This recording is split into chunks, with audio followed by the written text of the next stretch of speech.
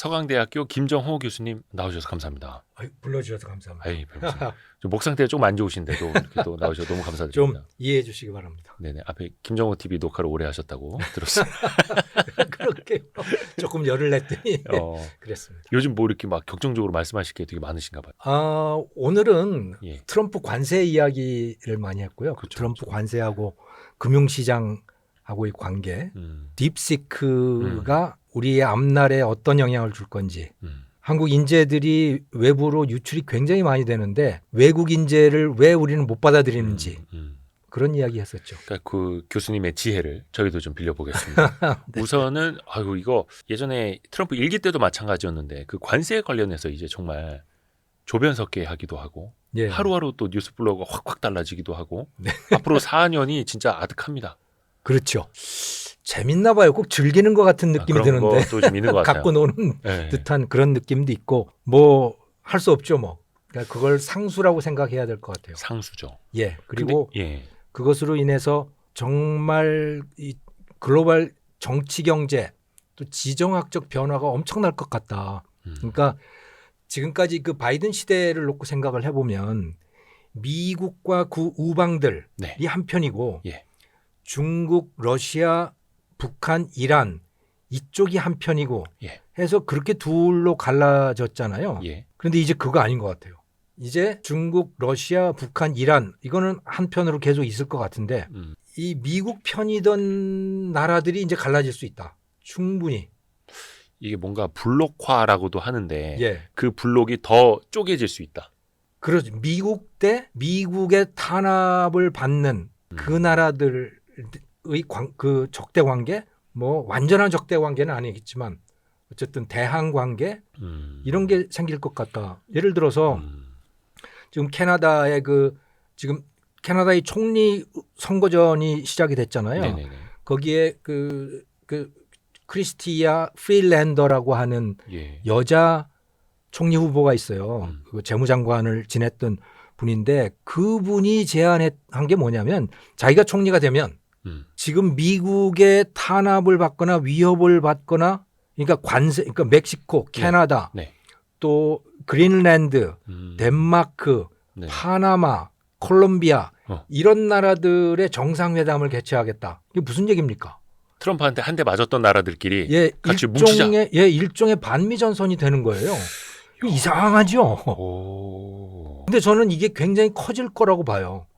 지금 또 그런 조짐이 또 보이는 게 CPTPP라고 있지 않습니까? 네네네. 환태평양 경제 동반자 협정. 예. 그게 원래는 오바마 대통령이 주도가 돼서 만들어 놓은 환태평양 경제 지대의 공동체.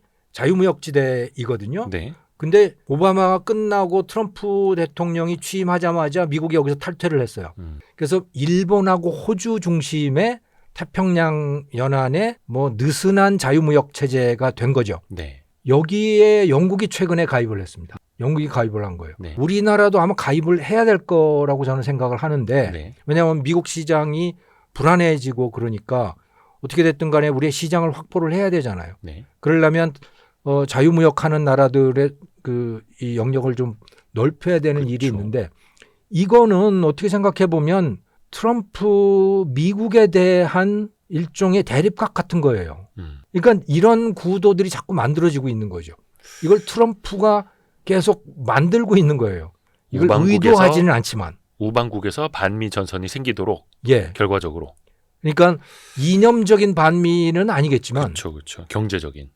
경제적 이익과 관련된 반미 동맹들이 결성되고 있는 그런 기류들이 지금 느껴진다는 거죠. 근데 또 어찌됐든 간에 트럼프한테 한 대 맞고 있는 나라 입장에서 혼자만 맞고 있을 수는 없으니 그렇죠. 나 도와줘. 나도 너 도와줄게. 예.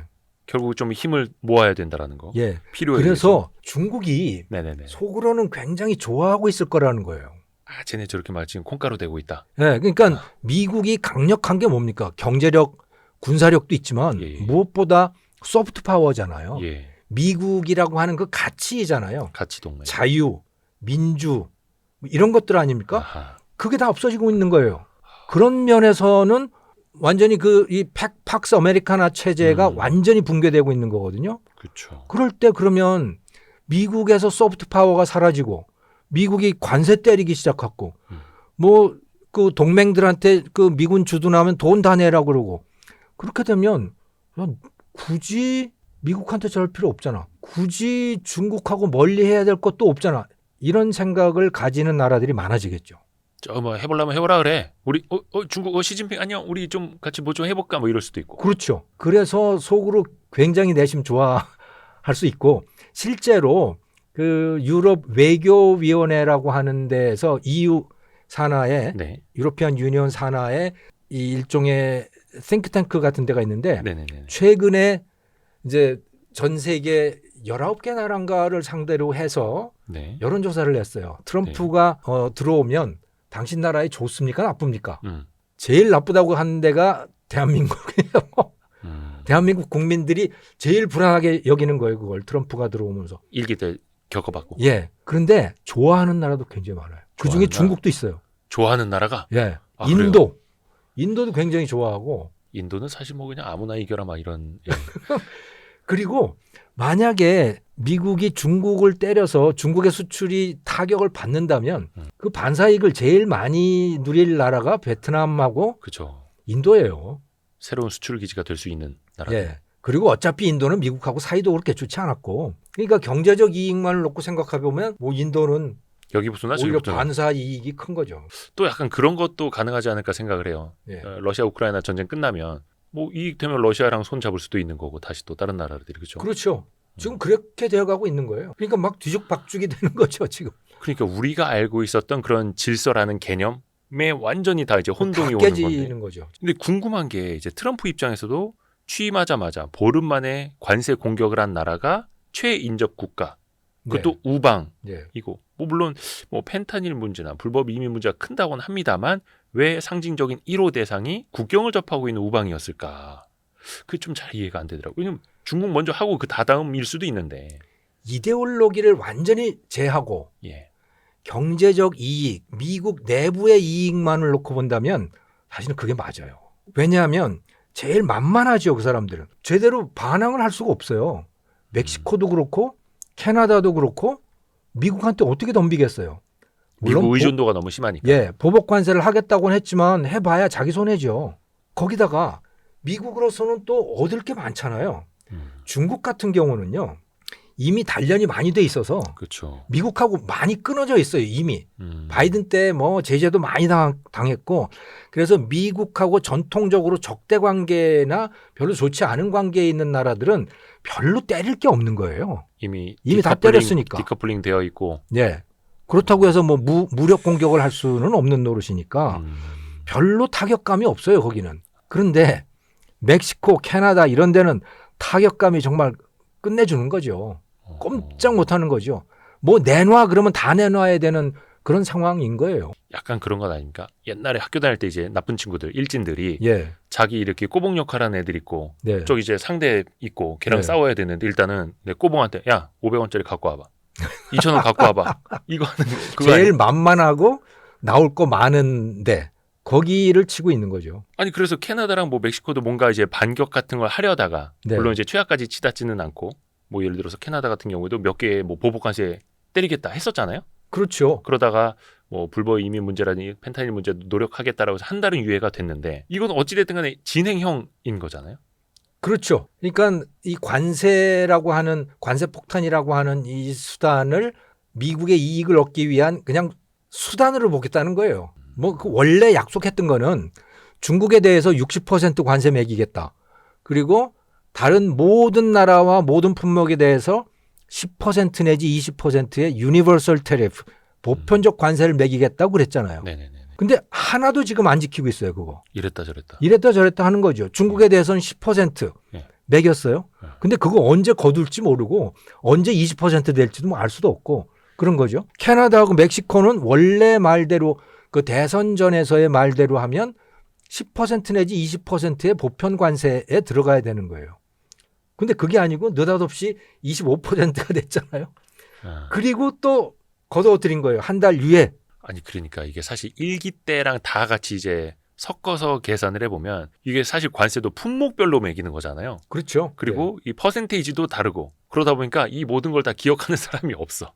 아무도 몰라요. 아마 그 나라 관세청에서도 헷갈릴걸요? 그건 이제 다 뒤져봐야겠죠. 뭐 하나 들어오면 그래서 다 뭐 일일이 뒤져봐야 될 거예요. 물론 뭐 평균 관세율 이렇게 해서 뭐 통계를 네. 내기는 합니다만 일단은 그냥 미국의 이익을 위한 수단이고 근데 그러면은 뭐 한 달 유예한다라고 해서 캐나다나 멕시코가 안심할 수도 없는 거고 그 사이에 그러면 불법 이민 뭐 장벽 그 국경에다가 뭐 차르를 둔다라든지 뭐 이러면은 그러면은 관세를 완전히 안 매길 수도 있는 건지 이건 어떻게 봐야 돼요? 그건 트럼프 대통령 마음이죠. 뭐. 그야말로 마음이죠. 아, 봐서 말 잘 듣네? 그러면 봐줄 수도 있는 거고 이것들 봐라. 그러면 이제 그러니까 예측 불가인 거죠. 예측 불가죠. 그런데 사실은 멕시코가 그 펜타닐이나 불법 이민자를 다 막을 수도 없을 거예요. 그 국경이 얼마나 깁니까? 그걸 어떻게 다 막고 있어요? 그렇죠. 특히 이제 멕시코는 뭐 정치인이나 행정가들도 그런 나쁜 조직에 막 안 그렇죠. 좋은 일 당하고 이런 예, 나라인데. 그 안에서도 뭐 뇌물 주고 받고 그러면 예. 지키는 척하고 뭐 뒷짐지고 있고 뭐 그럴 가능성이 충분히 있거든요. 그러니까 계속 미국으로 넘어갈 거예요. 거기다가 무엇보다 수요가 있으면 공급이 따르잖아요. 미국 내 펜타닐 수요가 엄청난 거예요. 그러니까 중국이 계속 미국한테 야, 펜타닐 문제는 니들 문제인데 왜 자꾸 중국한테 그러냐. 그러니까 펜타닐이 중국에서 그 소위 그 프리커서라고 하는 거 전구체 원료 물질이 중국에서 만들어져요. 여기서 전구체가 나오네요. 예. 마약도 전구체가 있다. 예. 그 전구체라고 하는 거는 그게 예. 거기다 가공을 하면 예. 펜타닐이 되기도 하고 다른 것이 되기도 하고 아하. 여러 가지 용도가 있는 거예요. 원재료니까. 예. 근데 그게 멕시코로 건너가서 거기에 가공을 해서 그게 미국으로 들어가는 거예요. 원래는 중국에서 가공이 됐었는데 아하. 펜타닐까지 생산이 됐는데 아하. 미국에서 하도 뭐라 그러니까 중국에서도 펜타닐을 불법화시켰어요. 펜타닐 만들면 뭐 그 중형을 때리고 이제 그것이 시작이 된 거예요. 네네네. 그런데 펜타닐의 원료는요. 펜타닐만 만드는 것이 아니기 때문에 그거를 막을 수는 없는 거예요. 그게 뭐 합성 화학물이고 뭐 하니까. 예. 그런데 그 전구체 물질이 중국 내에서 그 온라인 쇼핑으로 다 팔립니다. 중국 내에서요? 예. 중국에 그 온라인 사이트들이 있는 거예요. 온라인 쇼핑 사이트들이. 거기서 전 세계로 다 수출이 돼요. 중국 내에서도 물론 팔리고 물론 이제 그 원재료들을 어떻게 믹스하느냐에 따라서 이게 안 좋은 약이 될 수도 있고 다른 좋은 약이 될 수도 있는 거고 그런 거죠. 그게 전구체라고 하는 거 아닙니까? 이 사실 뭐 2차 전지에서 많이 듣던 반도체에서 많이 듣던 전구체. 그것도 사실 뭐 2차 전지에 믹스하라고 리튬이온 배터리 만들라고 수출한 전구체를 누구는 나쁜 걸로 만들고 있고 폭탄 만들고 있고 이럴 수도 있는 거니까. 충분히 그럴 수 있는 거죠. 이야. 예. 그러니까 그거를 중국인들 그러면 그거를 들어줄 수가 있느냐? 그 전구체를 멕시코에 수출 안 한다? 그럼 중국이 수출 안 하면요. 분명히 수요는 있잖아요. 그 중국이 안 하면 그다음 누구냐? 그건 인도가 해요. 인도도 화학산업, 제약산업이 상당히 발전해 있거든요. 그러니까 중국이 가장 가성비가 좋지만 중국이 만약에 막힌다면 그거는 분명히 인도가 될 거예요. 다음은.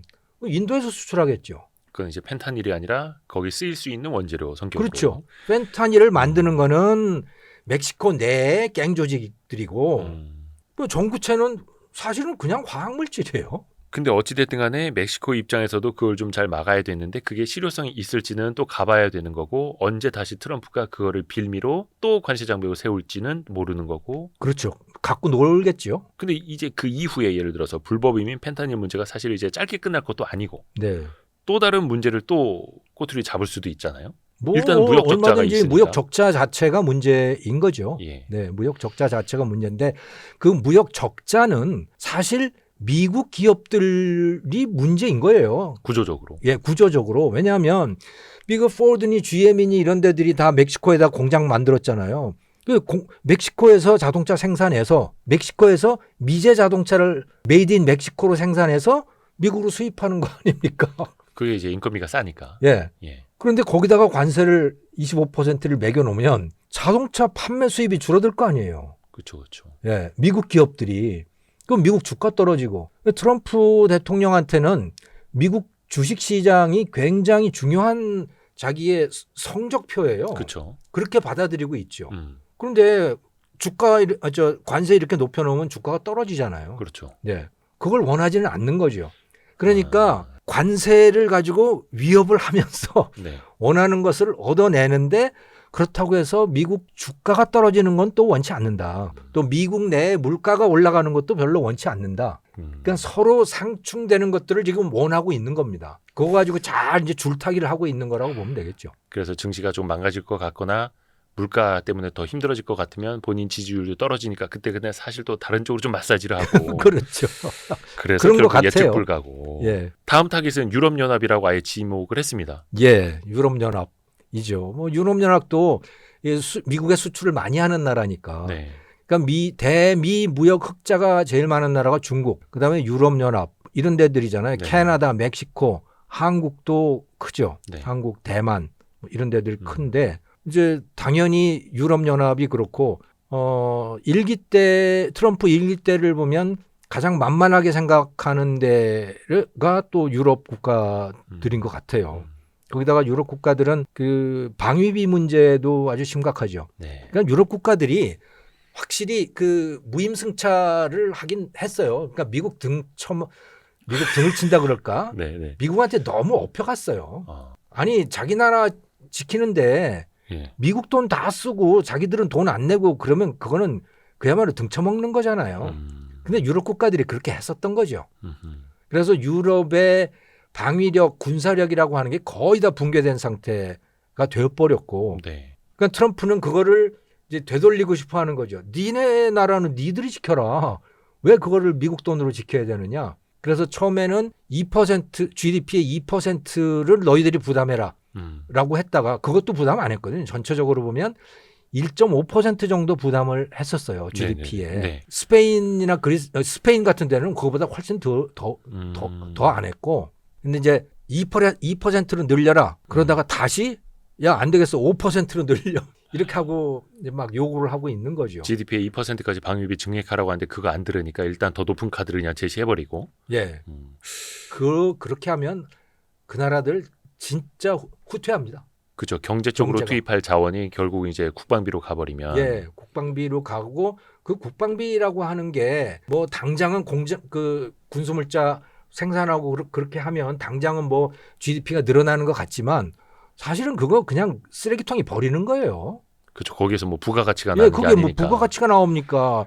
그 결국은 무기라고 하는 거는 전쟁에서 다 쓸어 버리는 건데. 네네네. 예. 그러니까 지금 그 러시아가 지금 그러고 있는 거거든요. 러시아가 뭔가 경제가 돌아가고 있는 것 같은데 그 나라가 지금 추락하고 있다라고 이야기를 하는 게 다 무기 생산하는 거예요. 무기를 생산해서 그걸 수출하면 그게 돈벌이가 되지만 그게 아니고 무기를 생산해서 그거를 다 전장에다 갖다 쓸어 놓고 파괴되고 또 만들고. 하면 그거는 그야말로 망하는 길이거든요. 근데 무기를 생산하는 그 순간에는 그게 다 GDP를 잡히는 거죠. 네네네. 그리고 그것을 생산하는 과정에서 임금도 지급이 되고 뭐 그러니까 뭔가 돌아가는 것 같지만 아하. 그거는 그야말로 허상이죠. 비 좋은 개설구네요. 예, 망하는 길인 거예요, 그게.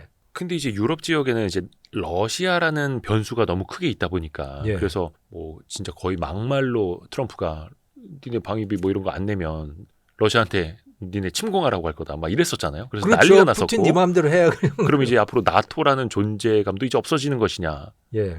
이것도 또 한바탕 논쟁이 될 수밖에 없는 주제. 근데 유럽 국가들은 나토를 포기할 수 없어요. 그렇죠. 그러면 당장 러시아가 그냥 밀고 들어올 거예요. 그러니까 최소한 나토에서 미국만 빠지더라도. 미국만 빠져도 나머지 가지고 나토를 해야 됩니다. 그렇지 않으면 진짜 그대로 러시아 땅이 될 수 있어요. 최소한 동유럽 국가들, 그러니까 폴란드, 에스토니아, 리투아니아, 불가리아, 루마니아, 과거의 소련 영토들이었던 데들 있잖아요. 네. 거기는 다 차지하려고 할 겁니다. 그건 당연히. 그건 단순히 푸틴의 야망이 아니고 예. 러시아 국민들의 야망이에요. 그게. 아 저기도 원래 우리 땅이었는데. 그렇죠.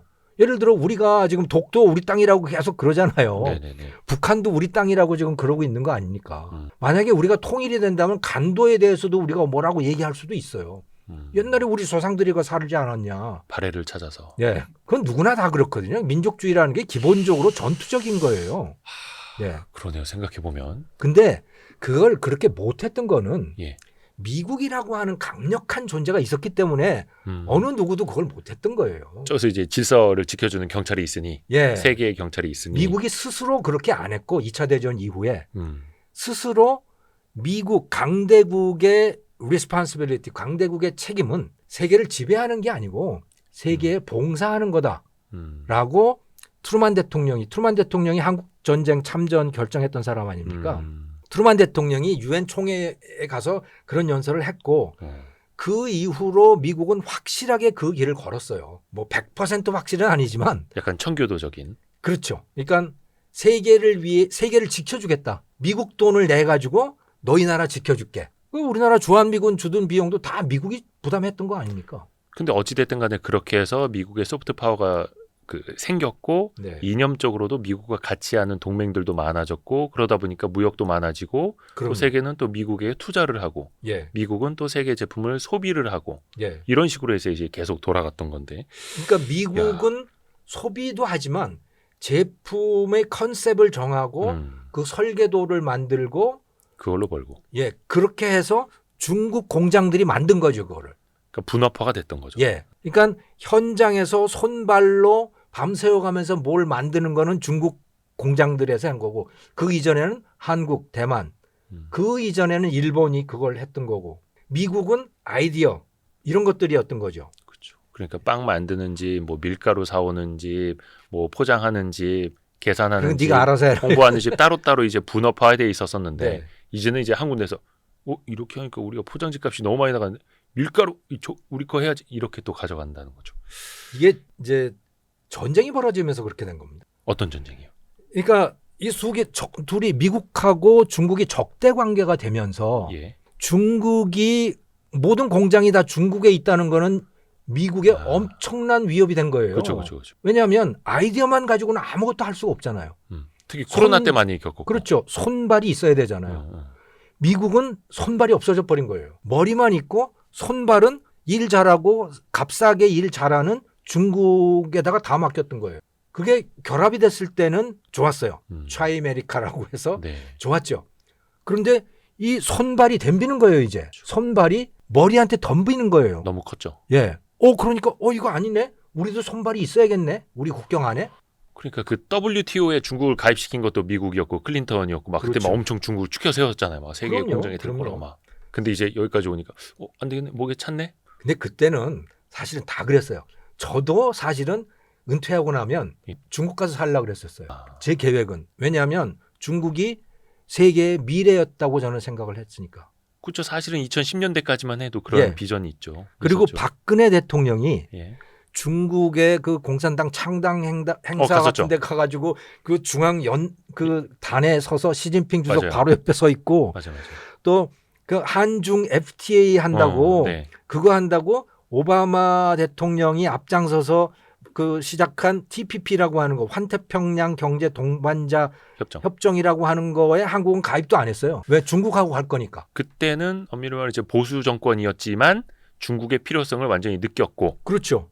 우리의 수출도 잘 될 때였고, 중국이 한국과 적대 관계가 되리라고는 상상도 못했던 것이죠. 거기 호랑이 이렇게 발톱을 이렇게 숨기고 있었던. 그렇죠. 그러니까 중국이 비록 공산당이 지배하는 나라이긴 하지만 그 공산당은 매우 실용적이어서 국내적으로는 뭐 사상 통제를 할지 모르겠지만 다른 나라와의 관계에서 자유무역에는 전혀 지장이 없다. 이렇게 받아들였던 거죠. 모든 사람들이. 2010년대까지만 하더라도. 그런데 그 완전히 지금 상황이 달라져 버린 거죠.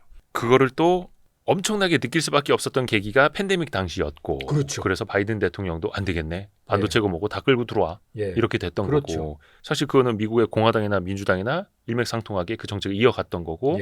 트럼프 2기가 오면서 더 강력해지는 거고.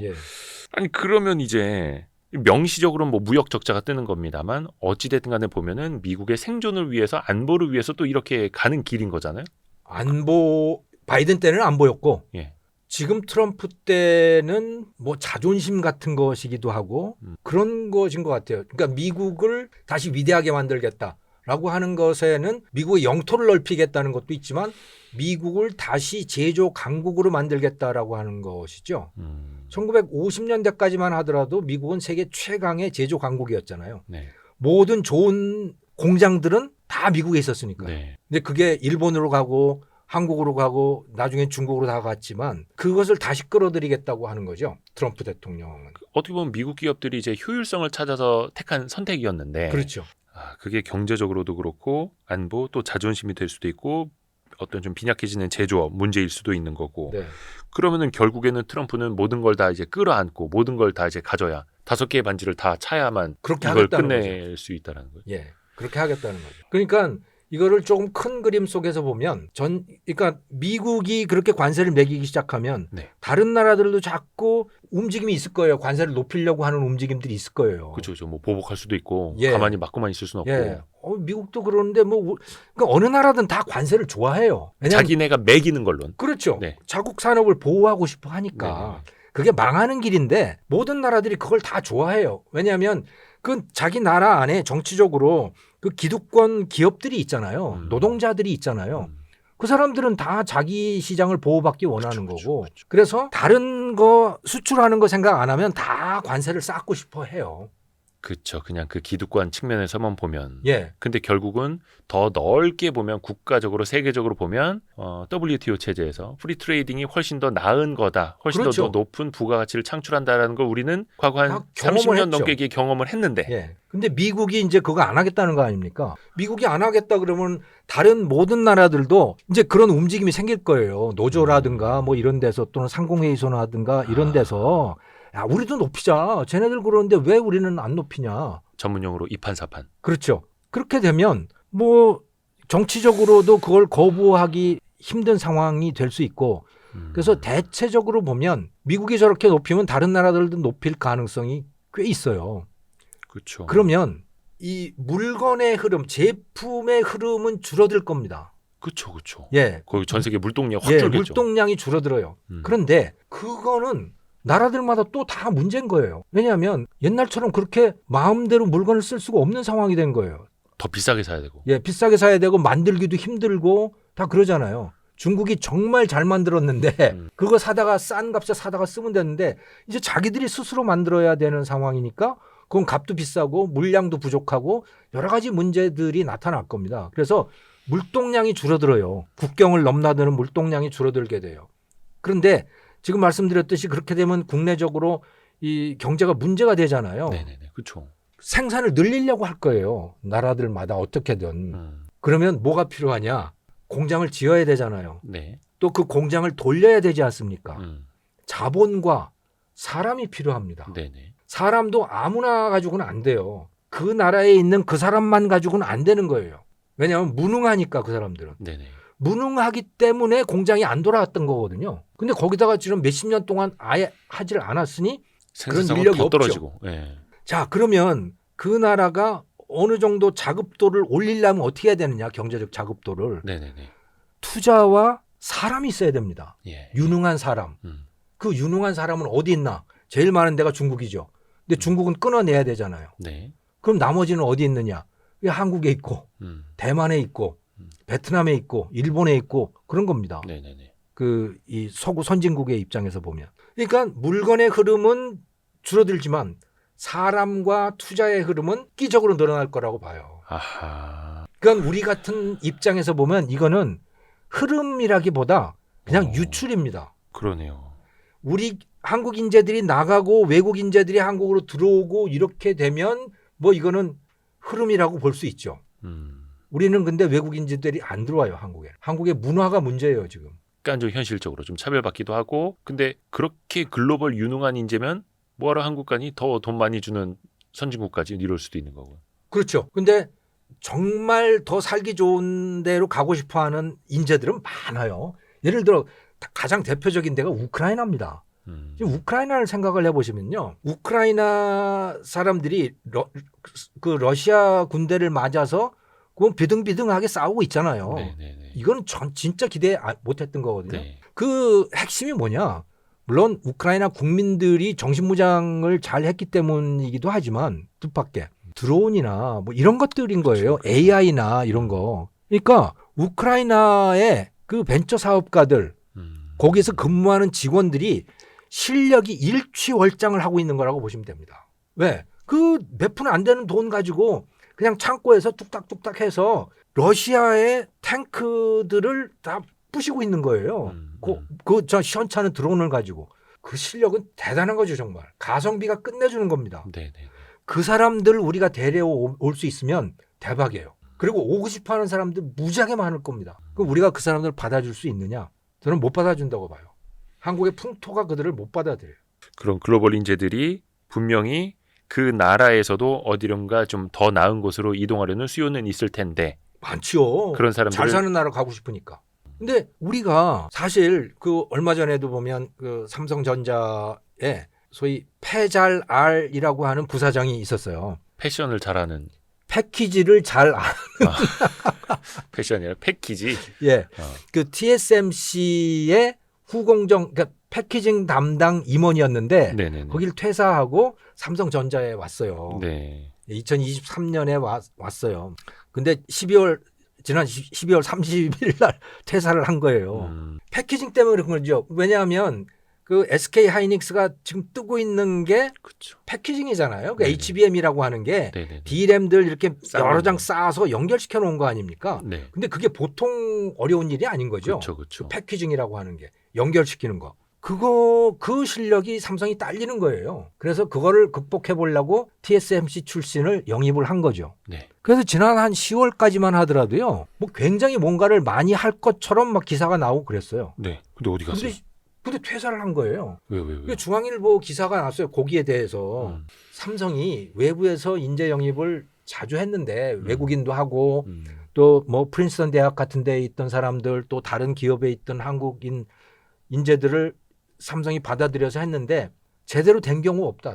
다 그 삼성의 문화와 어울리지 못해서. 어울리지 못하는 거죠. 삼성 사람들이 글로벌 문화를 못 받아들이는 거예요. 말하자면. 그 왜 이사회 구조 가지고도 또 말이 많았었잖아요. 예. 글로벌 기업인데 이사회 구조는 너무 다 내국인들로 구성되어 그렇죠. 있다 뭐 이런 지적도 있고. 그게 LG전자도 그거 완전히 실패했었고 음. LG전자도 남용 부회장 때 네네네. 그 최고 그러니까 부사장급의 경영자들을 5명을 외국인 출신으로 쫙 임명을 했었잖아요. 예. 그게 2007년부터인가 아무튼 3년 계약으로 그렇게 했었는데 예. 3년 계약 끝나고 다 나갔어요. 아 그래요? 뭐 왜냐하면 이게 뭐 거의 물과 기름인 거예요. 기존의 직원들하고 새로 들어온 외국인 임원들하고 완전히 따로 놀아서 그게 조금 지나고 나니까 서로 이제 뭐 물과 기름처럼 되니까 그 외국인 임원들도 네네네. 자기가 밖에서 새로운 외국인 직원들을 데리고 들어오는 거예요. 뭘 시킬 수가 없으니까. 이렇게 되거든요. 그러니까 우리나라 전체 그 대기업들이면 그래도 제법 외국인 임원이 많아야 되는데 네. 임원 비율이 한 1% 정도밖에 안 돼요. 정말 몇 명 없어요. 임원의 비율이 전체 직원에서. 예, 네. 외국인 임원 비율. 아 외국인 임원이. 그게 조금 성공하고 있는 데가 현대기아차이죠. 그렇죠. 얼마 전에 그 북미 지역 사장하던 분이 아예 그냥 현대차 전체 예, 사장이 되고. 예. 그 미국인인데 그 스페인계 미국인인 예. 것 같아요. 네. 예, 그 이름은 잊어먹었는데 호세 뭐 뭐던데 예. 발음이 어렵던데. 네네네. 근데 현대기아차는 사실은 2006년부터 그걸 시작했잖아요. 2006년에 그 폭스바겐하고 아우디의 그 디자인 담당하던 피터 슈라이어라고 하는 분을 그 기아차 디자인 담당 최고 임원으로 영입을 했었죠. 그렇죠. 그리고 나서 기아 자동차 디자인들이 싹 바뀌거든요. 엄청 좋아졌죠. 예, 굉장히 좋아지고 네네네. 그리고 2010년대에는 아예 현대차 것까지 다 그분이 맡고 네, 그렇게 했었죠. 그러면서 이 현대 기아차의 디자인 퀄리티가 뭐 획기적으로 좋아지거든요. 그걸 성공한 거예요. 현대 기아차는. 그래서 이번에는 아예 내친 김에 현대차의 아예 저 대표이사까지 외국인으로 이렇게 앉힌 거죠. 영입을 한 거죠. 꽤 거기는 잘 되고 있는 것 같아요. 아하. 거기는 이제 뭐 정의선 회장의 어떤 의지도 강력하고 예. 어떻게 보면은 거기에서 뭐 다른 소리 할 사람이 별로 또 없겠죠. 근데 예. 물론 이제 이게 최근에 1, 2년의 흐름은 아니고 현대차 같은 게 오랜 기간 그렇게 해왔다. 그렇죠. 오랜 기간 하고 성공을 했고. 예. 그러니까 뭐 이제 직원들도 그거를 수긍을 하고 뭐 거기에 적응을 하고 이제 그렇게 되는 것 같아요. 하지만 여전히 불편할 겁니다. 그거. 근데 그 불편을 감수해야 되는데 대부분의 한국인들이 그 불편을 감수 안 하려고 해요. 이게 큰일 납니다. 이거 지금. 왜냐하면 예전 같았으면 한국 인재만으로도 됐어요. 그런데 이제는 한국 인재만 가지고 안 되는 거예요. 왜냐하면 예전에는 다 일본 거 따라가는 거였잖아요. 우리가. 일본 제품 컨셉을 또 일본의 생산 방식 이런 걸 갖다가 우리가 일본보다 더 싸게 빠르게 하면 되는 거였다고요. 그렇죠. 패스트 팔로우 전략으로. 예. 그러니까 답이 있는 거예요. 그렇죠. 이제는 답이 없어요. 따라갈 게 없는 거예요, 이제는. 그래서 이제 2등이 1등을 따라잡고 네. 중진국이 선진국 되고 나면 길을 잃는다고 하는 게 그런 거잖아요. 그렇죠. 어디로 가지? 누구 보고 따라가야 되지? 방향을 모르는 거예요. 어. 그러면 여기서 스스로 방향을 찾아야 되잖아요. 예. 수많은 가능성들을 실험을 해봐야 될 거 아닙니까? 우리는 그거 못해요. 너무 일사불란한데 익숙해져 있어서 아하. 예. 위에서 명령할 때까지 기다려야죠. 시키지도 않는 짓 하고 나면 야단 맞고 혼나죠. 그래서 그 외국 문화, 다양한 문화들을 받아들이고 그것과 이제 시너지를 만들어내고 새로운 실험들을 해봐야 되는데 그걸 못하는 거예요 지금. 그러네. 큰일 났어요. 거기다가 이제 인재가 빠져나가잖아요. 그러니까 그렇죠. 똑똑한 사람들이 빠져나가는 거예요. 여기가 너무 한계가 보이고 그리고 평등주의 문화가 너무 강해서 똑똑한 사람이 자기의 능력만큼 대우를 못 받아요. 그러니까 저희 얼마 전에 출연하셨던 물리학 박사였나? 그분도 독일 그 막스 베버 연구소인가 그쪽으로 예. 간다 하더라고요. 그리고 또 어떤 분은 중국 연구소로 가는 걸 또 고민하고 있고 연봉 차이도 엄청나고 그러니까요. 원하는 연구 다 할 수 있고 예산도 빵빵하게 주는데 우리나라에선 굳이 뭐 이렇게 힘들게 있어야 되나? 그러니까 예를 들어서 이 얘기를 말씀을 드려보면 어떤 인재가 예. 회사에다가 5천억을 벌어다 줄 수 있다. 그런 사람들 많습니다. 이제 AI나 뭐 이런 거 보면 예. 5천억을 벌어다 줄 수 있다. 네. 그러면 그 회사에서 그 주인공에게 연 1,000억을 줄 수 있느냐? 그 정도는 줘야 되죠. 그래야 실력 발휘를 할 거 아닙니까? 지분도 주고. 예. 1,000억을 줄 수 있느냐? 못 줘요. 현재 왜냐하면 다른 구조에선. 노조나 이런 데서 가만히 안 있을걸요? 우리는 그거 용납 못해요. 그래서 왜 그 C랩이라고도 하고 사내벤처라고 해서 뭐 예. 이렇게 분사시켜주고 그 대표이사 시켜주고 지분도 주고 뭐 투자해주고 막 해봐라 예. 막 이런 것도 좀 한때 유행이 그나마 있었잖아요. 다행히 그런 걸 해봤는데 예. 그것도 뭐 지지부진하죠. 그 회사 안에서는 잘 안 돼요. 성공 우리는- 케이스들이 좀 나와야 되는데. 예. 그래서 그 CEO 급여만 하더라도 삼성전자의 대표이사 부회장 그 급여하고 예를 들어 삼성전자보다도 못한 마이크론의 음. 마이크론의 CEO 연봉하고 비교를 해보면요. 비교가 안 될 정도로 마이크론 쪽이 높아요. 아 그래요. 예. 임직원들도 마찬가지고 그 안에서 임직원 특출한 안에 성과를 낸 사람. 예, 실력 좋은 사람들, 돈 잘 벌어다 주는 사람들은 당연히 높죠. 그게 돼야 되거든요. 그게 돼야 하는데 우리는 못해요. 사실은 대부분 인간들은 그거 잘 못해요. 인간은 원래 질투가 많아서 그렇죠. 옆 사람이 많이 받는 걸 용납할 수가 없어요. 그래서 이제 어떻게든 뺏고 해야 되는 거예요. 뒷다리 잡으려고 하고. 예. 그런데 그렇게 안 해도 되는 사회가 몇 개가 있는 거예요. 그게 미국, 대표적인 게 미국이에요. 매우 비인간적인 사회죠. 되게 개인주의가 심하기는 한데 근데 최소한- 실력 있는 자들은 거기로 가는 거예요. 그렇죠. 그 대우를 받을 수 있으니. 예. 중국도 상당히 그런 속성을 갖고 있어요. 공산주의 사회인데 또. 그러니까 거기에서 그 최근에 누구더라 그 젊은 여성 뭐 개발자 어디 뭐 샤오미에서도 뭐 몇십억 대우를 해준다고 뭐 데려가고 막. 예. 근데 그거 심지어 공산주의 국가인 중국에서도 가능한데 그게 예. 대한민국에서는 잘 안 되고 있다. 그렇게 대부분의 인재를 사회에서 대우하는 안 게. 돼요. 그거는 일본도 안 되고 아 일본은 뭐 거의 집단주의니까요. 예. 저 아프리카 어디 중동 어디 다 안 돼요. 그러니까 원래 인간은 그게 안 돼요. 근데 일종의 그렇게 인재를 대우하는 방식이 파괴적인 혁신을 가져오는 그 예. 바탕 중에 하나잖아요. 그렇죠. 그러니까 인간의 수준을 뛰어넘는 발전을 하는 거예요. 미국도 그렇고 지금 중국도 그렇고 중국의 AI 발전하는 거 보면 이건 인간의 수준을 뛰어넘는 발전이거든요. 그렇죠. 그러면은 일단은 그 문화적인 것도 지적을 해주셨는데 사실은 네. 급여도 마찬가지고 환경적인 것도 그렇고 문화적인 인식도 그렇고 사실 네. 이게 다 박자가 맞아야 되는 건데. 그렇죠. 근데 지금 글로벌 인재 측면에서 봤을 땐 굳이 한국 기업에 올 필요가 있나 또 이럴 수 있다라는 없죠. 거고. 없죠. 안 옵니다. 그래서 나가기만 하죠. 음. 한국의 뛰어난 인재들이 밖으로 나가는 건 아주 엄청나게 빠른 속도로 지금 나가고 있는데 좀 두려울 정도예요. 그게 특히 미국으로 가는 거는. 그렇죠. 예. 중국 갈 때는 눈치라도 좀 봤잖아요. 미국 가는 거는요 눈치도 안 봐요. 오히려 자랑스럽게 가죠. 오히려 이제 미국에 먼저 갔던 사람들이 그 네트워크 효과로 또 국내에다 소개를 해주기도 하고. 예.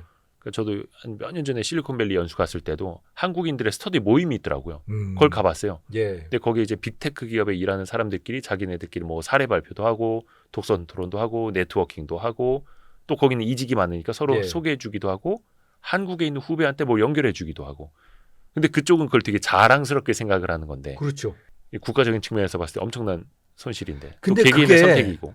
그것도 이제 그 보는 관점이 좀 바뀌어야 된다고 생각하는데 이게 인재 유출이냐 아니면 한국인의 활동 무대가 넓어지는 거냐라고 하는 두 가지가 서로 연결돼 있어요. 그 후자로 보면 좋은 건데. 근데 그게 기존의 남아있는 한국 사람들의 태도가 어떠냐에 따라서 유출이 될 수도 있는 거고 무대가 확장된 것이 될 수도 있는 겁니다. 왜? 나갔던 사람이 돌아올 수 있다면. 아, 그쪽에서 공부하고 예. 돈도 벌고 와서 예, 돈도 한국에서 벌고 창업하고. 기술 다 얻고 다시 고국으로 돌아와서 예. 여기서 다시 활동을 하는 거죠. 그 왔다 갔다 하는 거예요. 대만 실리콘밸리에 대만 사람들 되게 많잖아요. 그렇죠. 젠슨 왕 엔비디아도 그렇고 그렇죠. AMD의 리사수도 그렇고 그렇죠. 대만 사람들 굉장히 많아요. 그게 대만하고 비즈니스가 계속 이루어지는 거예요. 그렇죠. 그렇죠. 그럼 그냥 대만의 확장입니다. 인도도 마찬가지잖아요. 아하. 인도도 실리콘밸리에 그 구글 CEO니 뭐 엄청 인도 많죠. 출신 CEO들이 얼마나 많습니까? 그렇죠. 그렇죠. 다 인도 네트워크예요, 그게. 본국하고도 다 네트워크가 돼 있어요. 이스라엘은 더해요. 이스라엘은 뭐 규모가 작기 때문에 거기는 그렇지만 사실상 이스라엘 사람들이 1980년대 실리콘밸리가 그 초창기에 발전하는데 이스라엘 사람들이 결정적인 기여를 하거든요.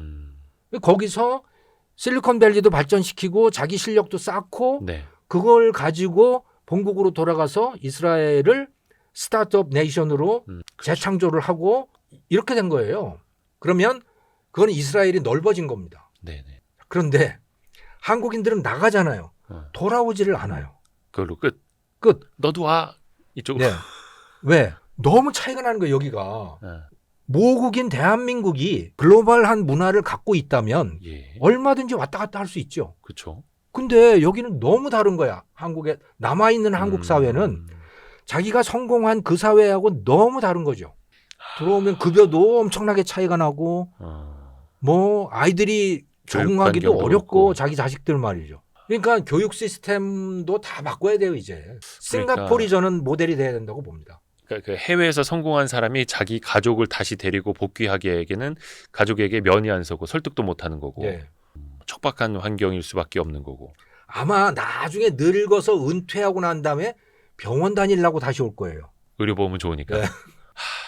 그러니까 어떻게 보면은 저 쿠팡의 김범석 의장이 또 미국에서 공부하고 뭐 글로벌 컨설턴트 그 컨설팅 회사에 다니다가 예. 한국 와서 창업을 한 것도 어떻게 보면 좋은 예인데 네. 그런 제2, 제3의 이것들이 뭐가 좀 생겨야 되는 거잖아요. 그렇죠. 예. 그 모리스창 장충모 그렇죠. 씨가 예, 아, 장충모님이었네. 예 장충모예요. 낯서네. 모리스 우리 창이다가. 한국식으로 읽으면 아, 네. 장충모인데 네. 그 양반이 대만에서 태어났잖아요. 예. 중국에서 태어났나. 아무튼 대만 출신인데 그 미국에 건너가서 MIT 나와서 텍사스 인스트루먼트에 그렇죠. 가가지고 한 30년 근무하다가 1980년대 대만으로 돌아와서 거기서 TSMC를 만들잖아요. 그렇죠. 그리고 그 네트워크, 미국 네트워크와 이 타이완 네트워크를 다 결합을 해서 그야말로 글로벌한 수준의 회사가 타이완에서 태어난 겁니다. 그렇죠. 그렇죠. 그것도 타이완 정부에서 당시 뭐 모리스 창한테 요청을 했다고는 합니다만 모리스 네. 창이 그 이후에도 엄청난 끈끈한 네트워크를 글로벌리하게 펼치고 있고 그래서 지금 뭐 엔비디아를 엄청나게 또 끈끈하고 그렇죠. 젠슨왕. 그래서 뭐 TSMC 입장에서는 거의 의도적으로 파운드리를 따라오고 있는 삼성을 더 낙오시키기 위해서 어떻게 하고 있는 것 아니야? 뭐 이런 생각들도 나오고 있고. 그러면 앞에서 말씀하신 네. 싱가폴 모델이라는 건 어떤 거예요? 글로벌 비즈니스 허브죠. 글로벌 그야말로 비즈니스하고. 예. 누구든지 들어와서 여기서 비즈니스 해라라고 하는 겁니다. 우리는 얼마든지 열려 있고 당신들이 여기 오면 얼마든지 안전하고 편하게 비즈니스 할 수 있다. 아이들을 학교 보내는 것도 편하다. 여기는 전혀 아이들 교육 걱정도 하지 마라. 선생님 질문 있습니다. 근데 사실 이 얘기 예, 10여 년 전에도 나왔고 예. 한 20년 전에도 나왔고 뭐 네. 송도를 뭐 국제금융의 뭐 중심지로 그러니까요. 청라를 뭐로 만들 때 항상 싱가폴 모델 나오거든요. 네, 근데 왜 이게 안 될까요? 교사들이 안 움직여요. 이게 왜 교사들의 문제로? 불편하잖아요. 이명박 정부 때 예. 그 생각나세요? 우리나라 교육을 바꾸겠다고. 예. 그래서 그 영어 몰입 교육도 시키겠다 뭐 그런 거 그 맞아. 생각나시죠? 어린지. 예. 오렌지. 오렌지. 오렌지를 아린지로 쓰자 뭐 이런 얘기 했었죠. 이경수 총장인가 뭐 하는 그때 분이 그래서 좀- 인수위원장이었어요. 여론에 예. 방해를 맞으시고. 근데 오렌지 오랜만에 떠올리네 저도. 예, 예. 오렌지를 오렌지라고 했다가 네, 네. 막 손가락질 받고 비웃음 사고 그랬어요. 예, 아니 뭐가 문제예요, 근데? 그게 뭐가 어쨌다는 거예요? 원어 발음을 하는데. 근데 한국인들이 그랬단 말이에요. 특히 전교조가 비웃은 거죠. 니네 뭐 친미 정권이냐 뭐 이제 이런 거죠, 말하자면. 그래서 이제 몰입 교육이라고 하는 걸 못 했어요. 그러니까 영어 시간에만 영어 교육을 시키는 게 아니고 네, 네. 수학, 과학, 뭐 사회 이런 것도 다 영어로 가리키자. 섞어서 네, 중간중간에. 맞아요, 그랬었죠. 예. 그런 게 몰입 교육이잖아요. 그건 못 했어요. 그럼에도 불구하고 이제 외국인 원어민 교사들은 많이 뽑았어요. 그때. 맞아요. 그 이후부터. 근데 이명박 정권 끝나고 나서 쫙 떨어지죠. 그 숫자가. 잠시만요. 그게 이명박 정부가 몇 년도부터였죠? 2000 8년 글로벌 금융위기 예, 금융위기 때예요. 당시였으니까. 예. 그러면은 지금으로부터 몇 년입니까? 아, 여기 생각이 15년, 6년 더 예. 전인데 예. 그때부터 그런 영어 몰입 교육을 시켜 왔으면 지금 우리 지금 학생들의 완전히 영어 달라졌을 능력이나 거예요. 이런 게 완전히 달라졌을 거예요. 지금 근데 원어민 교사가 한 그 당시에 한 4,500 그랬었는데 4,500명이요? 네, 4,500명. 네, 네. 지금 3,000명 좀 넘을걸요? 아, 오히려. 예, 확 줄어들었어요. 줄어드는 이유가 기존의 교사들이 싫어해요, 그걸. 그러니까 그분들은 이제 학원 소속이 아니라 학교 소속. 학교 소속이죠. 소속인 분들. 학교 공교육에서 그냥 정규 수업 시간에 음. 영어를 가르치는 거죠, 원어민들이. 네, 네, 네, 네. 당연한 거 아닙니까? 영어 교육은 그렇게 가르쳐야죠. 근데 오히려 그때보다 훨씬 줄었어요. 훨씬 줄었어요. 왜냐? 아니 한국인 교사들이 다 할 수 있다는 거예요. 물론 할 수 있는 사람도 있겠죠. 근데 기본적으로 싫어해요, 그런 걸. 기존의 교사들이 그런 걸 싫어해요. 또 요즘에 상당히 국제적 수준으로 이루어지는 그 공교육이 뭐냐면 IB 교육이라고 하는 겁니다. 들어보셨습니까? 아이비요? 금융. 예, 인터내셔널 바칼로리아라고 하는 것인데 네네. 그게 IB예요. 이게 뭐냐면 지금 우리나라의 대구 교육청하고 경기도 교육청에서 지금 본격적으로 시작이 된 건데 네네네. 네. 이게 뭐냐면 그 IB 교육 본부가 스위스 제네바에 있어요. 네. 그리고 이 IB 교육이라고 하는 게 역사가 긴데 이게 외교관 자녀를 위해서 만들어진 교육입니다. 그 외교관들은 이 나라 저 나라 떠돌아다니잖아요. 예. 그 애들이 문제가 되는 거죠. 그렇죠. 적응하기 애들이 힘들고. 가는 데마다 교육 내용이 다르고 그러니까 이게 참 문제 아닙니까? 그래서 어디를 가나 글로벌한 수준의 교육을 받을 수 있게 해주자, 외교관 자녀들에게. 그래서 이걸 만든 겁니다. 인터내셔널 바칼로리아라고 하는 것을 만들어서 그것을 세계 곳곳에다가 보급을 한 거예요. 예. 그 내용은 제가 이제 그 경북 사대부고라고 하는 데 가서 직접 그 현장을 보기도 하고 그랬습니다마는 네네네. 모든 수업이 다 토론식이에요. 모든 수업이 다 토론식이고 교사가 일방적으로 가르치는 거 없어요. 주입식이 아니라 예. 그러니까 여러분들 이거 읽어오세요. 그리고 수업 시간에는 토론. 이거 가지고 토론합니다. 실제로 토론을 해요. 그 머릿속에도 더 잘 남죠. 예. 실제로 그래서 테이블들이 여러 개가 있어요. 그래서 둥글둥글 모여 앉아가지고 애들끼리 이제 서로 대여섯 명씩 토론하고 이제 그렇게 하거든요. 그리고 재밌는 거는 시험이 다 주관식이에요. 논술. 자, 우리가 논술을 못하는 이유가 뭐냐? 수능에다가 논술을 못 내는 이유가 뭐냐? 안 해봤으니까. 채점을 못해요. 채점을 할 수는 있는데 채점관이 수없이 많을 거 아닙니까? 그 일관성을 어떻게 유지하느냐? 우리나라는 뭔가 표준화된 거 빨리빨리 OX 이거 중요한데. 그렇죠. 그러면 시비가 안 붙잖아요. OX 하면. 그렇죠. 결과에 대해서. 오지선다. 예. 근데 그러면서 애들을 망치는 거 아닙니까? 그냥 빠르게. 예. 근데 여기는 다 논술이에요. 근데 그 논술로 학점이 나오는 겁니다. 그리고 그 학점은 옥스퍼드에서도 받아들이고 하버드에서도 받아들이고 전 세계적으로 다 받아들이는 거 입학시험에서. 그게 국제 표준 IB여서. 예. 국제 표준 IB이기 때문에. 그러면 그 퀄리티를 어떻게 유지하지? 그 일관성을? 교사가 채점을 하잖아요. 학생 논술을 채점을 하면 네. 거기에서 일정 비율을 샘플링을 해서 그걸 IB 본부에 보냅니다. 예. 본부에서 다시 채점을 해요. 그 샘플된 답안지를. 그 한글로 쓴 답안지를요? 예. 거기다 한국인 교사들이 있어요. 한국인 채점자들이 있는 거죠. 그러니까 전혀 이해관계 없는 사람들이 예. 다시 한번 채점을 하는 예. 거예요. 그리고 그 사람들이 봤을 때 아 이거 점수 너무 후하게 줬어. 그러면 피드백이 옵니다. 그리고 그 원래 채점자가 채점했던 모든 답안지들의 점수가 재조정이 돼요. 아, 저 선생은 일부러 자기네 반 띄워주려고 열심히 뭐 점수 올려준 선생 이렇게 되면서요? 뭐 그런 깨볼 수도 의미인 있고, 것이죠. 그렇게 딱 얘기는 하는 건 아니지만, 아하. 네 점수가 지나치게 낮아도 그런 거고, 네. 그래서 그러니까 이거는 진짜 살 떨리는 일인 거예요. 교사들한테. 거의 뭐 스포츠 VAR처럼 이렇게 하는 거네요, 예, 진짜. 자기가 시험을 보는 거예요. 교사가 시험을 보는 거죠. 아, 그 사람의 채점 능력도. 예. 그러니까 교사들한테는 이거 보통 일이 아니거든요. 보통 일이 아닌 겁니다. 이제 그런 게 그게 IB 교육이에요. 그러니까 처음에는 모든 나라가 다 영어로 했다가 네네네. 이것을 얼마 전에 일본에 보급이 되면서 일본에서는 야 영어로는 좀 어렵다. 그러니까 일본어 IB 교육을 하자. 그래서 일본판 IB 교육이 시작이 된 거고. 대신에 거기서 일본어로 시험을 봐도 그게 해외에서 통할 수 있는 점수 뭐 예, 이런 식으로요. 그렇죠. 그러니까 최소한 언어만 빼놓고는 나머지는 다 실력이 된다. 사고력은. 그 한국은 한국판이 이제 시작이 된 거예요. 아, 그게 얼마 안 된 얘기인가요? 대구시 교육청에서 5년 전부터 시작이 됐고 지금 대구에서 그거 하고 있는 데가 94개 교입니다. 초, 중, 고등학교 합쳐서. 꽤 많이 있네요. 예, 지금 그러니까 실제로 꽤 된 데들도 있고 시범 실시를 하고 있는 데도 있고 준비하는 데도 있고 해서 그거 합치면 94. 경기도에는 130개인가 그렇게 돼요, 지금.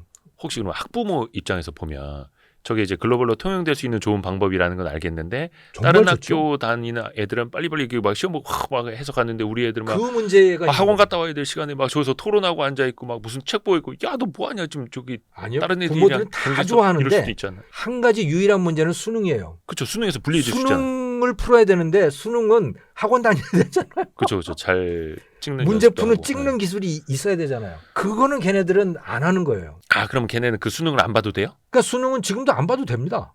근데 그 친구들은 예를 들어서 그럼 이제 다른 걸로 들어가야 돼요. 수시 입학 뭐 이런 걸로 가야 되는 그렇죠. 거예요. 그러니까 정시는 안 불리해 되는 줄 수도 거예요. 있고 아니면 아예 미국 아니면 대학교로 미국으로 목표로 하면 가버릴 그렇죠. 수도 있는 거고. 그래서 이제 그 문제가 남아 있어요.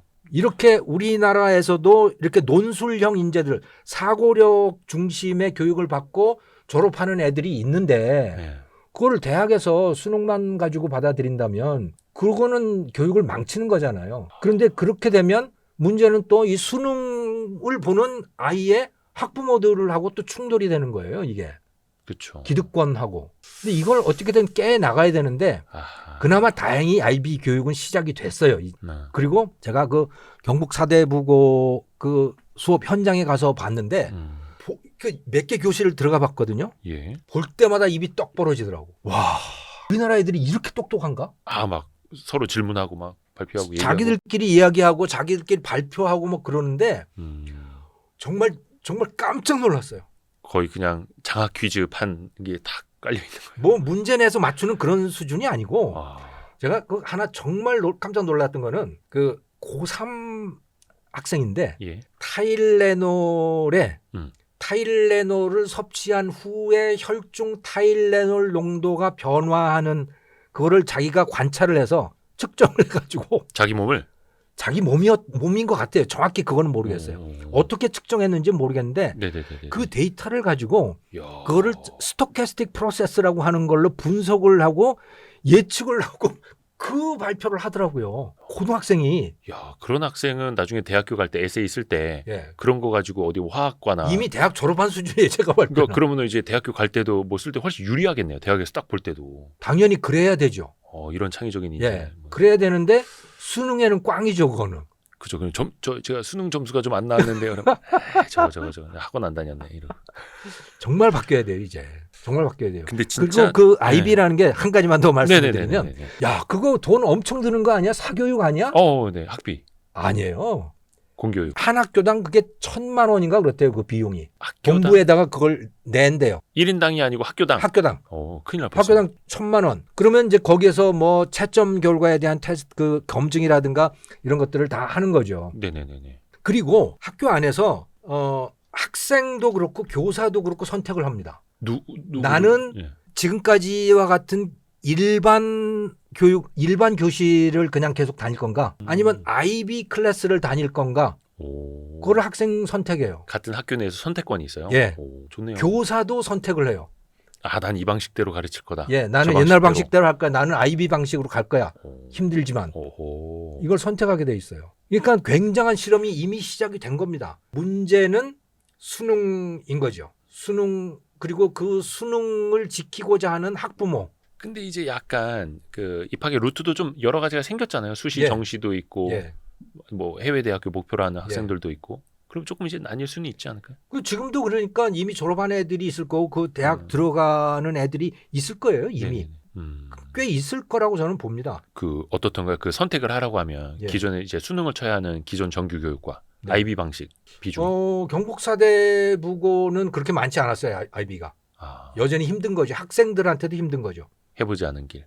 네, 아, 학생들한테도 낯설고 교사들한테도 낯설고 그런 거죠. 음. 하지만 해본 사람들은 전부 다 끝내준다 이거 그렇게 평가들을 하고 있는 거죠. 부모들도 아이가 너무 똑똑해졌어요. 그러니까 제가 얼마 전에 들었던 그 얘기가 그거 같네요. 그러면 제 지인 중에 한 분이 네, 그 자녀를 싱가포르에다가 유학을 보냈어요. 고등학생인 것 예, 같아요. 예. 이제 막 고등학교 들어가. 근데 거기는 수학 점수도 이게 수학을 풀잖아요. 네, 근데 정답이 틀려도 점수를 일부 준다는 거예요. 네. 이 시기나 과정이 맞으면 정답이 틀리더라도 단 몇 점이라도 준다는 거죠. 예. 거기선 그게 당연하고. 저 고등학교 다닐 때도 그랬어요. 저 고등학교 다닐 때도 그랬었다고요. 그 푸는 산식을 쓰라고 돼 있었고 예. 그거 일부 점수를 줬어요. 근데 최종 그게 답이 틀렸더라도 수능에서는 그게 안 되죠. 수능에서는 안 되죠. 그렇죠. 예, 그러니까 교내 시험으로는 가능한데 예. 수능이란 시스템 안에서는 대입 시스템에서는 안 되고. 저희 때는 대입 시스템에서도 그 수학 문제 푸는 건 그랬었어요. 그 산식을 다 써야 됐었고, 예. 그게 뭐 옛날 이야기죠. 나 때는 근데 그렇죠. 뭐 이렇게 교수님이 수능 세대라고 보진 않을 겁니다. 1975년이니까 아. 그야말로 뭐 50년 전 이야기인데 네네네. 그때만 해도 지금 같지는 않았어요. 어떻게 보면 너무 이제 획일화된. 근데 예. 사실 이제 대학 수학 능력 시험에 생겼던 것도 어떻게 보면 학생들의 사고력을 조금 더 투영시키겠다 뭐 이런 처음에는 거였잖아요. 그랬는데 예. 그것을 학부모들이 받아들이질 못하는 거예요. 그러니까 채점자들의 주관적인 판단을 도저히 용납할 수 없는 겁니다. 우리나라 학부모들은. 전화하죠. 찾아가고. 그럼요. 뭐 온갖 스캔들들이 다 생길걸요. 그거. 그래서 결국은 시험 잘 보는 기술. 토익 같은 경우에도 빠르게 푸는 기술. 네. 정답 그렇죠. 찍는 기술. 그거 세계 최고죠. 또 논술 학원도 많이 생기고. 예. 하지만 그거는 사회에 나가서는 아무짝에 쓸모없는 거죠. 문제 그야말로 푸는 기계. 인생을 낭비하는 시간인 거죠. 근데 그렇게 문제 푸는 기계가 빨리 되어야 더 나은 졸업장을 받을 수 있고. 졸업장이 굉장히 중요할 때는 그랬었는데 이제 누구 봐야죠. 어떻게 보면 이제 또 AI 시대가 되면서 과거처럼 어떤 학력이라든지 졸업장보다는 네. 개개인의 창의력이 더 중요한 시대가 또 될 수밖에 없으니까요. 그러니까 그 AI 말씀 나와서 그런데 예를 들어서 의사라고 생각을 해보면 누구나 네. 다 의사가 되고 싶으니까 이과에서는 그 의사가 하는 굉장히 중요한 것이 그 의학 교과서에 나오는 수많은 지식들 그거 외우고 예. 그래서 환자가 오면 거기 중에 어떤 거에 맞는지를 자기가 이제 검색을 하는 거고 말하자면 그리고 MRI 뭐 엑스레이 이런 거 찍어서 그거 판독하고 뭐 하고 뭐 그런 일들이잖아요. 예. 그런 일은 AI가 훨씬 낫습니다. 지금 당장은 아니더라도 5년만 지나면 훨씬 나을 거예요. 근데 AI가 못하는 게 있어요. AI가 하는 거를 그 환자들이 원하지 않는 부분이 있어요. 그건 뭐냐면 상담. 예. 또 의사가 환자를 공감해 주는 거. 또 무슨 사고가 터졌을 때 거기에 대해 책임을 지는 거. 그렇죠. 이거는 AI는 못하는 거예요. 그렇죠. 그건 인간이 할 수밖에 없어요. 그러면 교육을 할 때 어디에 중점을 둬야 되느냐? 그 AI가 하는 일들을 굳이 인간이 할 필요 없잖아요. 그렇죠. 근데 현재 교육의 대부분은 다 AI가 대체할 수 있는 것들을 지금 교육을 하고 있는 거죠. 그러니까 공감 능력, 책임감 이런 것들은 AI가 못하는 것들이잖아요. 그런 예. 걸 해야 되는데. 그래서 교육의 중요성이 더더욱 예. 커질 수밖에 없는 거고요. 새로운 교육이죠. 새로운 교육으로. 그 제가 초등학교 때 네. 그 이름이 까먹었는데 무슨 뭐 자율형 교육 뭐 시범학교 이런 거 있어가지고 예. 초등학교 때 그 한 최소한 5학년, 6학년 때는 교실에 문이 없었어요. 그런 것도 있었습니까? 복도랑 교실 문 벽을 다 허물어서 커튼만 있었고 복도 돌아다니면서 내가 원하는 교실로 가고 그래요?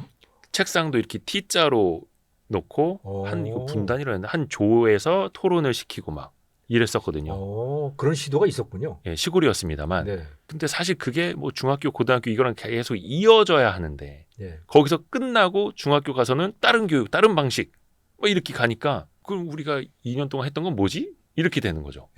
더더욱이 AI 시대여서 그렇고 또 글로벌 시대여서 그렇고 인재들이 더 유출될 수밖에 없는 시대고 예. 이과로는 의대로 그리고 더 나은 그 공대 나왔던 인재들은 미국으로 예. 중국으로 이렇게 가니 이거는 또 위기감을 안 느낄 수가 없는 거고. 그러니까요. 돈 많이 벌 수 있는 사람, 돈 많이 벌어다 줄 수 있는 사람은 다 나가는 거예요. 왜? 우리나라에서는 번 만큼 안 주니까. 벌어오는 만큼 안 주니까.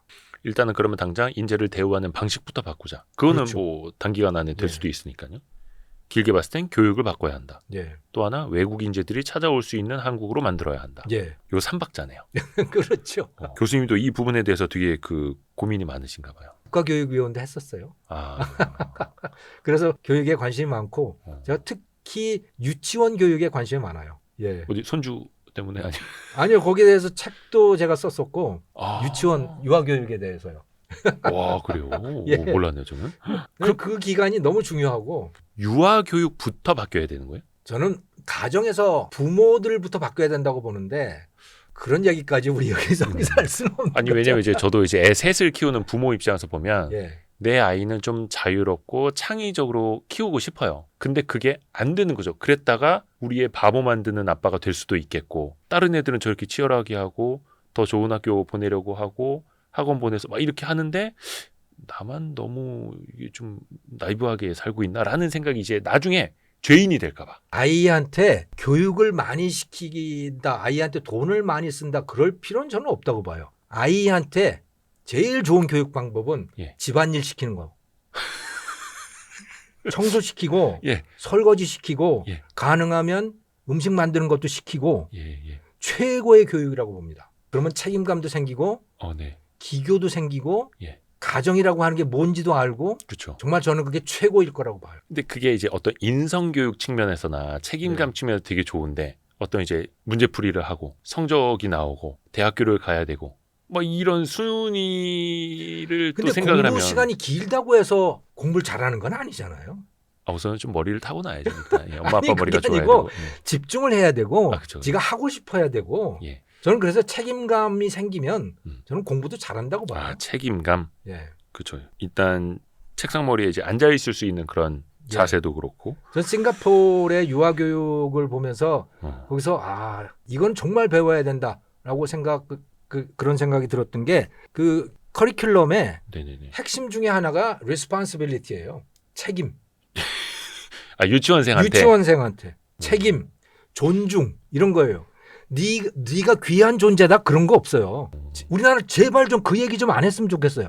당신 귀한 존재입니다. 교육, 아이 행복을 위한 교육. 그거는 교육 망치는 거예요. 세상에 교육이 행복한 교육이 어디 있어요? 뭔가를 배워야 되는데 그게 행복한 배움이라는 게 어디 있습니까? 배우고 나서 뭘 잘하게 되면 그때 행복해지는 거지. 배우는 과정은 힘들어요. 그거는. 근데 너무 아이들을 그냥 행복하게 만들어주고 하는 모든 것이 다 거기에 집중이 되더라고. 가정에서도 그렇고 학교에서도 그렇고. 그러니 무책임한 아이들이 길러지는 거고 때만 쓰는 아이들이 길러지는 거고. 자기중심적으로. 예, 자기중심이고 남에 대한 존중은 없고. 근데 일단은 유아 교육부터 책임감과 또 상대방을 존중하는 것부터 이제 가르치는 거. 근데 우리 너무 멀리 왔습니다. 이거 그죠? 경제하다가. 아니 조금만 더 멀리 갈까? 그래 온 김에? 예. 근데 예를 들어서 우리나라에도 요즘에 조금 이제 경제력이 되시는 분들은 네. 사립학교를 보내려고 예. 고등학교뿐만이 아니라 중학교 그게 이제 초등학교까지 내려왔잖아요. 사립 초등학교 또 유치원은 영어 영어 유치원, 유치원, 영어 학원, 조기교육. 유아 영어 학원. 그렇죠. 그래서 초등학교 때부터 의대 진학반 뭐 이런 학원을 또 다닌다고 하고. 근데 제가 이제 사립 초등학교를 보낸 학부모에게 들었는데요. 딱 갔는데 거기는 자부심부터 가르친대요. 우리는 다른 공립초등학교 다니는 애들이랑은 다르다. 레벨이 미친 다르다. 거죠. 그래서 초등학교 애가 되게 머니까 아빠가 데려다 주는데 막 피곤해하면서도 좋아한다는 거야. 우리는 다르다. 미쳤네요. 야, 그래도 되나? 겸손한 싶은데. 걸 가르쳐야지 네. 어디 잘난 척하는 걸 가르칩니까? 제가 네. 그 영국의 이튼 스쿨이라고 있잖아요. 영국 최고의 사립학교. 이튼스쿨은 학원 이름 아닙니까? 처칠 뭐 이런 사람이 나온 예일 그 학원, 하버드 학원. 예. 이튼스쿨, 영국에. 이튼 스쿨에 대해서 읽어봤는데 예. 정말 깜짝 놀라고 감탄하기도 했던 건 뭐냐면 예. 학생들한테 밥을 많이 안 준대요. 일부러요? 예, 일부러. 왜? 결핍을 경험을 해야 그래야 지도자가 되어서 다른 사람들 입장을 이해할 수 있다는 거예요. 깜짝 놀랐어요. 매일 그렇진 않겠죠. 모르겠어요. 그걸 꼭 메일이라고 써놓지는 않았었는데 네네네네. 그 배부르게 주지 않는데요. 항상 약간 부족하게. 예. 그 부족함을 알아야 한다. 부족함을 알라고. 지도자는 그걸 알아야 된다고. 일종의 되게 교육 철학인 거네요, 그게. 그렇죠. 지도자는 이래야 된다라고 하는 거죠. 근데 자부심부터 가르친다? 아유, 그건 정말 난센스네요. 겸손함을 가르쳐야죠. 우리나라에서 그 급식 조금 주면 이제 난리 날 텐데요. 우리 난리 애기 좀 많이 나죠. 먹어야 되는데 우리 애를 키워야 굶기냐고. 되는데. 굶기냐고. 그건 너무 오냐오냐 해요, 지금. 말도 안 돼요. 그렇습니다. 그래서 요즘에 학교 선생님들도 되게 많이 힘들어 하시고 또 예를 들어서 뭐 체벌은 당연히 하면 안 되고 애들이 말을 안 들어도 상전이에요. 그러니까 그건 말이 안 되죠. 그러니까 선생님들도 옛날 같았으면은 이제 막 반항하는 학생들 쫓아가서 때려서라도 애 사람 만들고 네. 학교 안 오는 애 집까지 쫓아가서 두들겨 패서라도 공부 가르치고 막 이러던 그런 애정이 사실 이제 없어진 거죠. 사무적인 게 되는 거죠. 스승과 제자는 계약 관계야. 네. 일본도 사실 우리나라하고 좀 비슷한 과정을 거치던데 소위 그 유도리 교육이라고 하는 것이 있었어요. 예. 유도리가 여유잖아요. 여유. 예. 여유 교육. 그럼 그 이전에는 뭐였냐? 일본도 똑같이 우리처럼 시험 준비 교육이었잖아요. 네. 주입식 교육. 이거 안 되겠다라고 해서 2000년대 초반부터 시작을 했던가 1990년대부터 시작했던가. 아무튼 그 이제 학생들을 중심으로 한 교육. 네. 학생들에게 공부 안 시키는 교육. 음. 공부 안 시키는 교육은 교육이 아닌데. 너무 주입시키지 않는. 예. 아무튼 너들 알아서 해봐라. 교사들이 별로 간섭하지 않는 교육을 했어요. 네. 근데 최근에 그거 이제 포기했어요. 왜? 그 유도리 세대들이 학교를 졸업하고 직장을 들어갔는데 직장에서 상전인 거예요, 얘네들이. 우린 이렇게 자유롭게 자랐는데. 그러니까 자꾸 과장님이 뭘 상전이 시켜. 뭐라 그러면 말도 안 듣고 지멋대로 하려고 그러고. 유도리 세대가. 예. 그러니까 사실 그 강압적인 교육, 주입식 교육에 대한 부작용이 되게 많아서 유도리 교육을 도입을 했다고는 들었는데 예. 근데 이게 너무 또 이제 자유 혹은 방임으로 가다 보니까 부작용이 또 많이 나타났던 그러니까 거고 일본에서는. 그러니까 주입식 교육은 문제지만 음. 그 반대편은 교육을 안 시키는 게 아니고 스스로 배우게 하고 또 스스로 책임지게 해야 되는데 그런 것들이 없어진 거예요. 그냥 방임한 게 되어버린 거죠. 그러니까 주입식 교육의 반대말이 방임이 되어서는 안 되는 건데 예. 스스로 할 수 있는 교육. 스스로 학습. 근데 이제 참 그런 걸 하는 게 예를 들어 유아교육 같은 몬테소리라든가 뭐 그런 것들이죠. 몬테소리는 학습지 이름 아닙니까? 우리나라에 다 들어와 있네요. 생각해 보니까 다 있어요. 이튼 스쿨도 있고 하버드 학원도 있고 예일 학원도 있고 몬테소리 교육도 있고 다 있는데 몬테소리 유치원도 많아요. 저는 그래서 예전에는 그 몬테소리가 무슨 소리인 건 줄 알았어요. 음악 학원인가. 그래서 근데 참 이 교육제도 변경이라는 게 뭐 선거 시즌 되면 항상 또 나오고 예. 정권 바뀌면 또 항상 바뀌고 또 교육감에 따라 또 바뀌고 막 이러기는 한데 뭔가 좀 근데 방향성이 아이들한테 필요하네요. 책임을 지우질 않아요. 아이들한테 누구도 책임을 지우질 않아요. 책임 교육을 안 한다고요. 왜냐하면 책임지라고 하는 건 누구도 좋아하지 않거든요. 그러니까 어떤 정치가도 그걸 하려고 하지 않아요. 그럼 교수님 말씀은 아까 그 싱가포르의 유치원 교육처럼 네. 아이들에게도 책임을 지워야 책임을 한다. 져야죠. 네가 결정을 하고 그 결과에 대해서 네가 책임져라. 그리고 남들을 보고 너를 존중하라고 하지 말고 네가 남들을 존중해라. 그러니까 한겨울에 그러니까 저희 애가 예전에 미운 4살 때 둘째가 거의 극강이었거든요. 얘가 예. 한겨울에도 뭐 이렇게 여름 샌들을 신고 싶다고 하는 거예요. 예. 그러면 얘를 혼내서라도 뭐 이렇게 털신 신기는 게 아니라 그래 그럼 그거 신고 나가봐. 네가 한번 발이 시려봐야 알아. 이게 교육일 수도 있는 거고. 그렇죠. 어. 그렇죠. 저는 그렇다고 봐요. 예.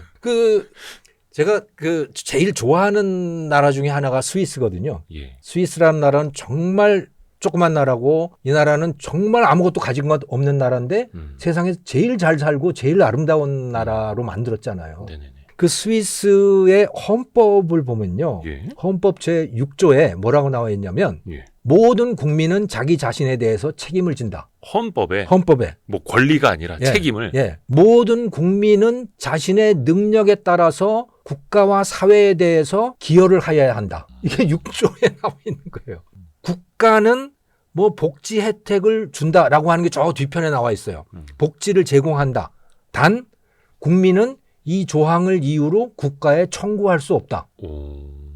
이게 헌법이에요. 그러니까 국가한테 뭐 요구하지 말라는 거예요. 국가라고 하는 거는 국민들의 기여를 통해서 결과적으로 만들어지는 어떤 존재인 거지. 예. 국가가 선언적으로 존재해서 그것이 국민에게 국민을 보살피고 하는 그런 존재가 아니라는 거예요.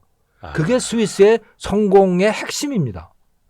어떤 뭐 내림식으로 보호를 하는 그런 존재가 아니라 예. 국가라는 건 그냥 개개인 책임 있는 개개인들의 공동체다. 그렇죠. 이 정도 인식. 예.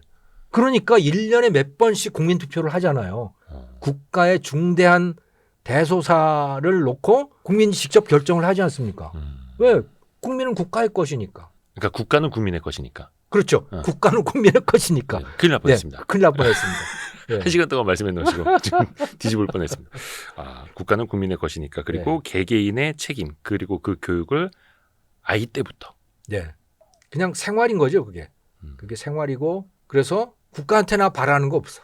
내 삶은 내가 책임지는 거고 사회가 잘 돌아가기를 원하면 내가 기여를 해야 되는 거고 그래서 그 스위스의 아름다운 마을들 있잖아요. 네. 정말 아름답지 않습니까? 밖에다가 꽃 내놓고 그다음에 그거 보면 그 잔디밭들 초록색 잔디밭들 잘 가꾸어져 있고 그러잖아요. 네네. 잔디밭 가꾸지 않으면 어떻게 될까요? 그거 한 달만 지나면 거기 나무가 자라기 시작한대요. 계속 깎고 있어야 돼요, 그거를. 안 깎으면 안 돼요. 안 깎으면 벌금이 나옵니다. 그럼 벌금은 누가 결정을 했는가? 동네 사람들이 주민들이. 주민들이 우리 동네를 위해서 스스로 결정한 거예요. 우리 동네를 아름답게 가꿔야 하기 때문에 예. 잔디 그래서- 깎지 않는 집은 벌금. 그렇죠. 그게 그 스위스를 보면 독일인이 있고 또 이탈리아계가 있고 프랑스계가 있습니다. 네네네. 주로 그렇게 아름다운 데는 독일계 쪽이에요, 그게.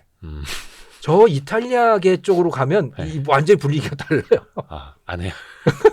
거기 분위기가 상당히 달라, 거기는. 네. 그것도 재밌네요. 근데 사실 우리에게 자유가 있을 수 있는 건 책임을 질 수 있기 때문이고 책임을 져야 자유도 자유다운 어떤 의미가 있는 것이듯이. 그렇죠? 그게 지속 가능한 거죠. 그렇죠. 예. 그래서 이제 많이들 이제 자유. 식당 가도 우리 애가 뛰어놀 자유 막 이런 거 얘기하고 있는데 그게 정말 잘못됐다는 거. 정말 잘못된 거죠. 그럼 무책임한 거지. 그 자유라고 할 수 없죠. 근데 그게 아주 어릴 때부터 아까 그래서 그 집안에서 설거지를 시키고 청소를 시켜라 네. 라고 하는 것도 그런 취지로 해주신 말씀이네요. 그렇죠. 책임감. 그리고 남한테 피해 주지 마라. 한 가지만 더 말씀을 드리면 피해. 스위스의 그 집들이 좀 크잖아요. 예. 집들이 큰데 그게 공동주택들이에요. 그래서 거기에 여러 집들이 들어가서 하는 경우들이 많아요. 근데 그 규칙들에 보면 네. 그 규칙을 지켜야 되잖아요. 네. 오후 9시 또는 10시 이후에는 네. 변기물을 내려서는 안 된다. 잠시만요. 그러니까 일종의 다가구 주택인데 그렇죠. 스위스판 다가구 주택에서 오후에 변기물을 어디다가 그러면 어떻게 합니까? 모았다가 그러니까 그 전에 다 아침에 해결을 하라는 거예요. 왜? 그 뭐 그거 한밤중 내리면- 새벽도 아니고 예? 한밤중이나 뭐 새벽도 아니고 오후 늦은 시간부터는 아예 근데 거기에는 보통 보면 독일계 그쪽에는요. 9시 넘으면 밤 9시 넘으면 캄캄합니다. 예. 심지어 캠프 사이트조차도 불을 다 끄게 돼 있어요. 그래요? 캠핑 사이트도. 저 깜짝 놀랐어요. 제가 오스트리아에 갔었는데. 우리나라 캠핑장 새벽까지 술 먹고 노래 부르고 그렇죠. 캠핑 갔으면 놀아야지 그죠. 밤새. 예, 모닥불 꺼질 때까지.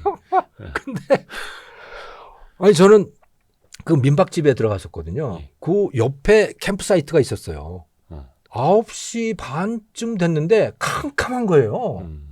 근데 보니까 저희 집만 제 방만 불이 켜져 있는 거예요. 그 일대. 딱 봐도 한국 사람. 그래서 깜짝 놀라가지고 저도 불 껐죠. 그게 남에게 절대 피해를 줘서는 안 된다. 절대 피해 그게 주면 안 그 된다. 책임감이기도 하고 이거를 교육부터 해야 된다. 어떻게 그 인재 유출 걱정하다가 여기까지 왔습니다. 그러게요. 교육이 별 얘기를 중요하죠. 다 했습니다. 와, 너무 재밌습니다. 또 사실 이렇게 이제 교수님의 또 지식을 또 빌리는 거죠. 이거 아, 저 그냥 그야말로 이 수다 떨었네요. 이거. 너무 재밌었습니다. 주책 너무 부렸습니다. 재밌습니다. 죄송합니다. 아니 목이 안 좋으신데도 이렇게 또 열심히 말씀해 주셔서 너무 감사드립니다.